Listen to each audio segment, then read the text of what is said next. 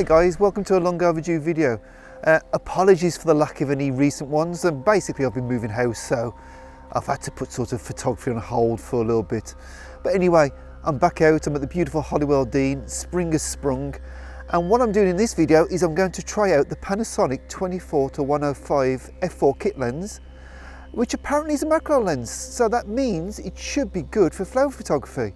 Now I don't expect it to be as good as a dedicated macro lens, but you know, let's take it for a whirl and let's find out if it actually is any good and if it could actually be considered a macro lens.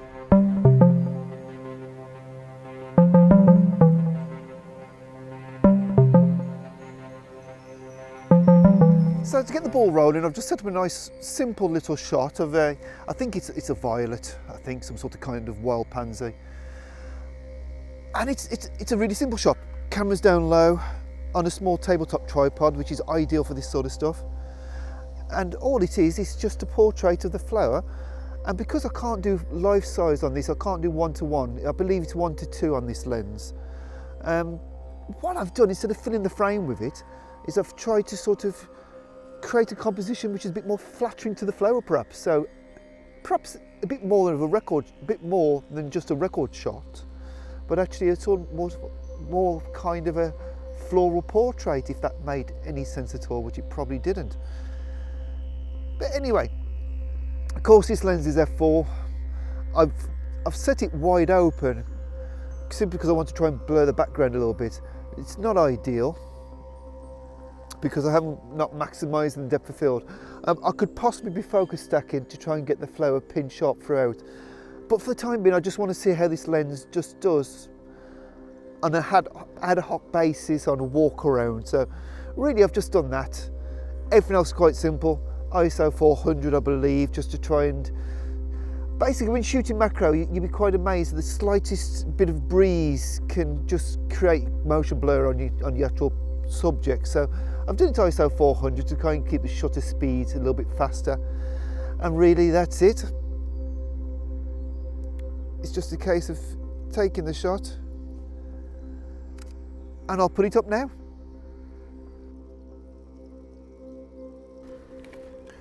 So I'm not moving very far for the next shot. Basically, I think it's a red campion. Not sure, I need my wife here. My wife's good with these sort of things. But I'm going to try, have a little bit of a fight with my tripod. I'm going to try yet again to do a nice simple portrait of it.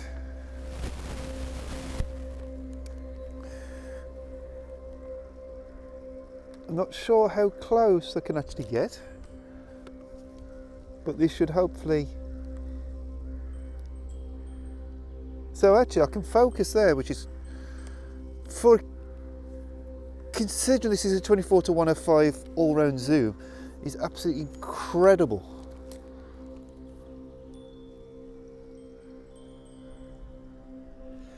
You know what I would say about the fact that it's not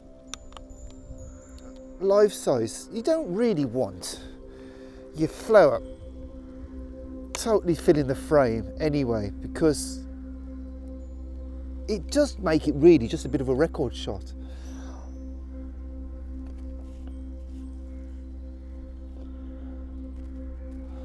So I don't see the fact that it's not life size as being that much of an issue for flowers. Yeah, for bugs, but for flowers I don't. But you know, everybody's different. You may fully not agree, which is fine. Because if we're all the same, it'd be incredibly boring. Right, so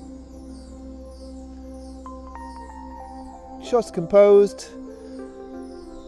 I'm doing this shooting, it's ISO 800, about 500 per second f4, and basically the wind's causing me bother. So what I'm going to do is I'm going to get my reflector out, but I'm not going to use it for reflecting light back in. Hey, I couldn't do that again if I tried. Then what I'm going to do, I'm going to try and shield a bit of the breeze which I think is coming from about there. Okay, I think I got it. The breeze is a nightmare. I might drop down. I'm actually I'm quite exposed on a little bit of a I wouldn't say hillside, but what happens is the Dean drops down into a little bit of a gorge, and I'm at the top of it. So I think that was the one.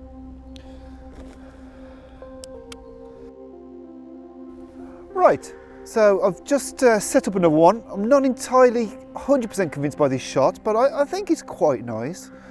So the general aim of this shot is I'm taking a photograph of the bluebell right in the distance over here.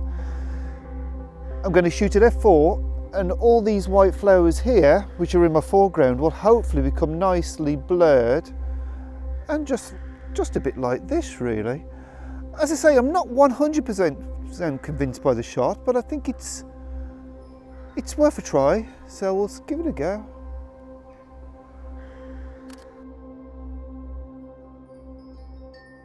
Now, as I said before, this lens is not one-to-one life-size reproduction macro lens. So strictly speaking, it's not even a macro lens because it doesn't do one-to-one, but it does half-life size 1:2. And I think really for a lot of flowers, that's perfect. And what it does mean is that you're not going to go and try and suddenly fill the frame, and you have to think a bit more about your compositions, which means you can be a bit more creative.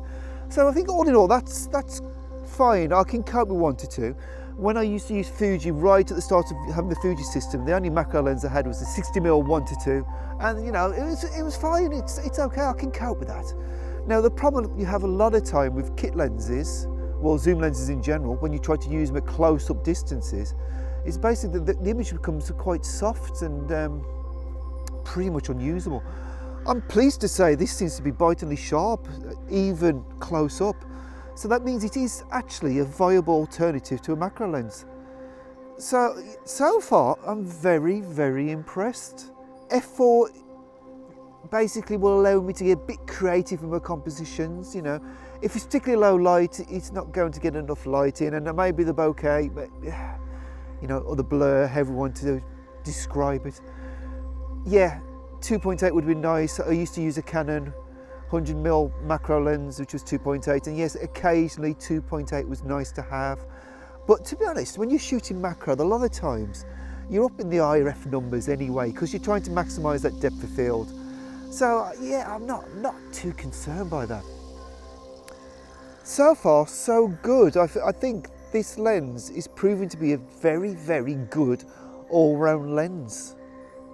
So what it means if I go hiking, I can take this and I can do my landscapes and I can do my close-up sort of semi-macro sort of stuff, and I will have it all just one body, one lens combination.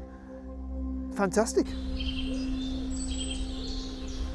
So I'm looking for something a little bit different for this next shot. Really what I'd like to try and do is find something,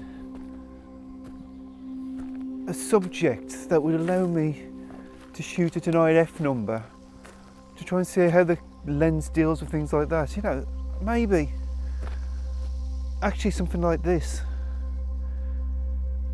ivy growing on here, that might be quite interesting. Yeah, I think I'm going to try that one. Take my bag off carefully, obviously, as to not destroy any flowers, because that would be a bit inconsiderate of me. And I'm thinking maybe a square crop, and this kind of shot really isn't actually the most exciting.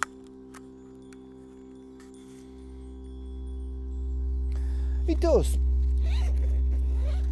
serve its purpose.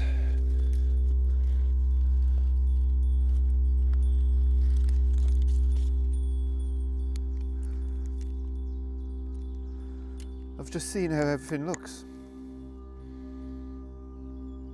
with this lens as the general all-round macro option. Now, I used to own the Sony 24-105 lens, which I know is regarded as a good lens. I was never particularly taken with it, to be honest. And I do find this Panasonic 24-105 is so much better. And honestly, the macro, it's a different league. It's an absolutely different league. Look, I can actually go closer.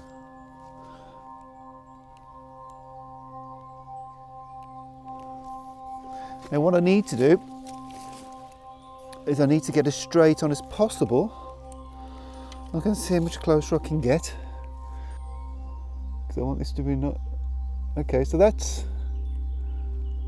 Well, actually, I can still focus there. But that gives you an idea of how close you can actually get, but I'm bringing it back a little bit because I don't actually want to focus that close. In fact, I'm going to use the zoom to zoom out function now because that was enough. Just going to remove a leaf literally stuck in a spider's web. And as I say, I want to really try the F numbers here. So I can go to ISO 100, down to base ISO, aperture priority,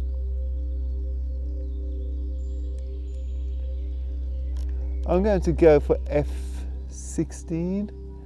Let's give me 1 second.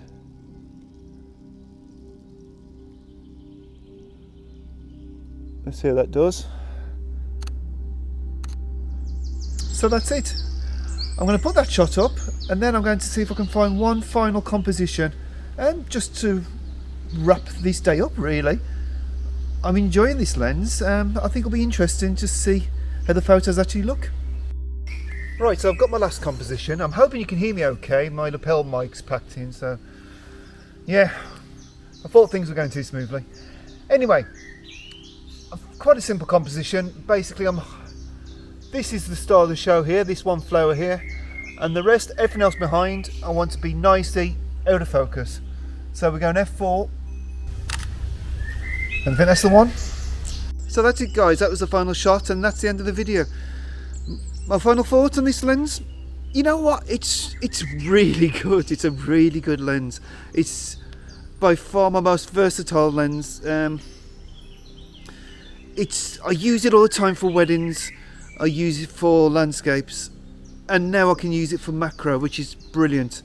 You know, covers 24-105 millimeters, which is a wonderful focal length, and the fact that I can put it at 105 millimeters and get nice and close and do semi-macro shots is just amazing. So yeah, you know what, it's an expensive lens, but in my opinion it is worth every penny and I would highly recommend it.